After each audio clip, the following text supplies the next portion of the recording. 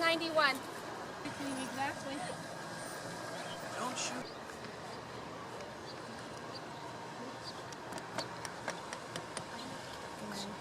Okay. Hello. I'd like to welcome you to the KCC International Festival. This is our 25th anniversary of the festival, 25 years in a row. I'm Susan Inouye, faculty here. I'm helping to coordinate this event. We're happy to have a live demonstration of Kyudo, Japanese Zen archery, with Mizue Hasegawa Kashiwamura, who is a graduate of KCC, among other schools, and a current student, Ai Oyama, who is also a Kyudo practitioner. And we're going to have a little talking time and then live demonstration. During the demonstration, I would appreciate if you would respect the Zen quality of the demonstration. The ceremonial demonstration doesn't require applause, so please hold your applause until the end.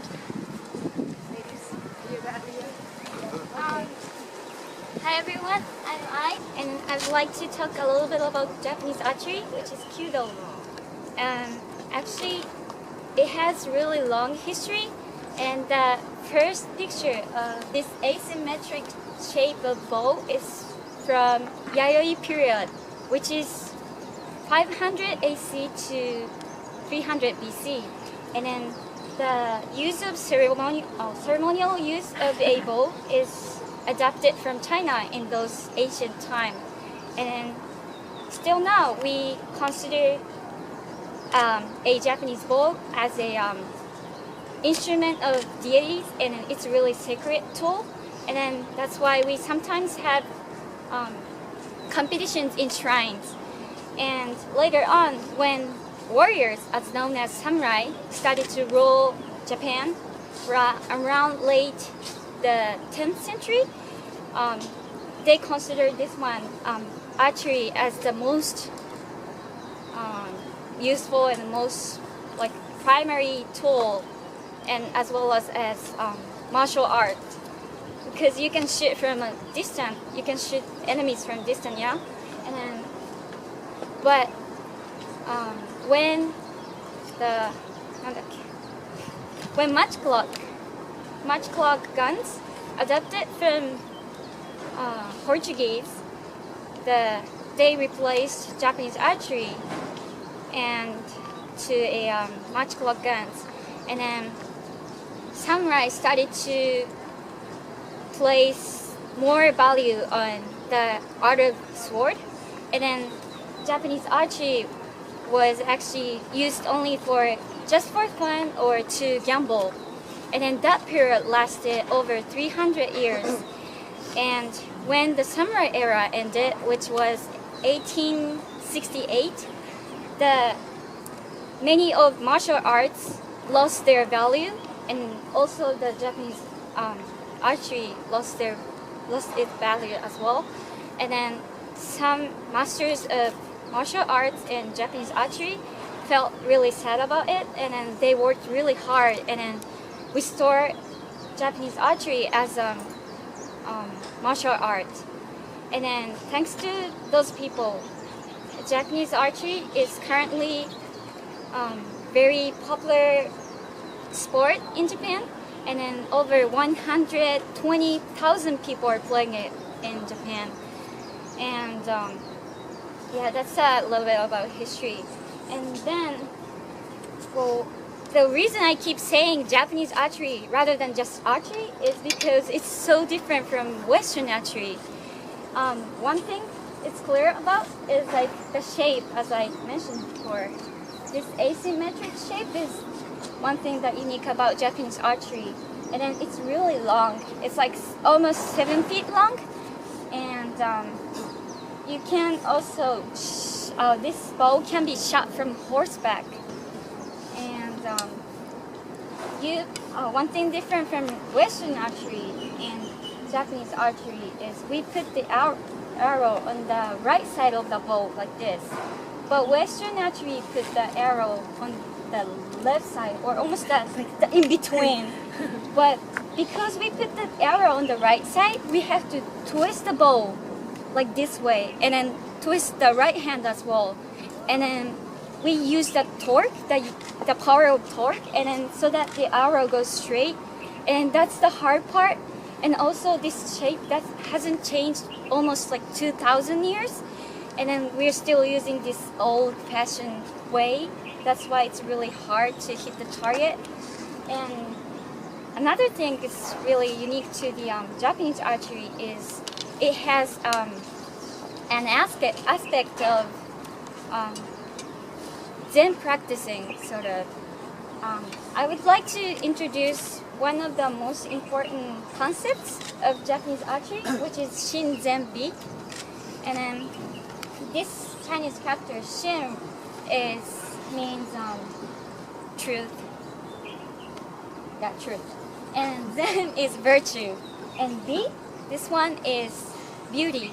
And then these three words all together, it represents that when archers shoot correctly, in a correct way, with virtuous attitude and spirit, the form of archers look beautiful, like naturally, and then the outcome of implementing this concept is just hitting the target. So like, you don't even have to aim the target, but if you do it right way with the right spirit, you're gonna the arrow is gonna go straight to the target. That's the concept, and then it's really not logical. And then one of my mentors taught me that you don't have to use your power, you don't have to aim it, you don't have to even look at the target, and then you're gonna hit the target. But it doesn't make any sense. But once you can feel kind of the concept, you can kind of build up your spirit and then what exactly that kind of saying means. And yeah, so I think this kind of like spiritual development side of Japanese archery makes it more interesting rather than just sport. For just a sport, we do have this 20 inches wide target, and then we shoot this from 30 yards away from it, and we usually have 4 arrows. But as I mentioned before, it's really hard to get the target. So the target itself doesn't have any point. So if you hit the target, you get point. If you miss it, that's missing it. So we compete the number of hitting target out of 4. And also, that's a regular competition role, like game role. But we also have ceremonial type of shooting. And actually what we are going to demonstrate is a ceremonial type. Just gonna do a quick run. Okay.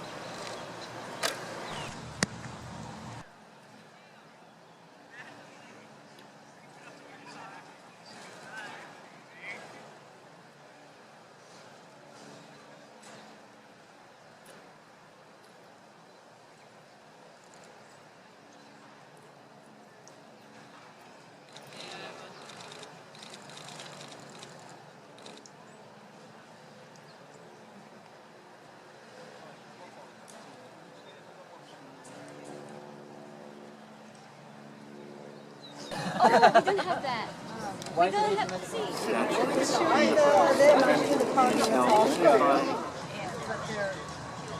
You know, it looks. I can't even hold it. And then go like, Oh, look at that. so. Are you gonna try? No. I saw a show about Oh, sure. And to be smile or not. それで匂い嗅いだらこれはこれなんだっけ糖です糖が巻いてあるこの糖でBut usually sure so you sit here for this take out one okay and then make sure you're gonna pull like straight Oh, straight. it's hard yeah right there oh he's gonna put out another one okay your turn you're gonna hold this maybe I think you can hold this okay So that's it? okay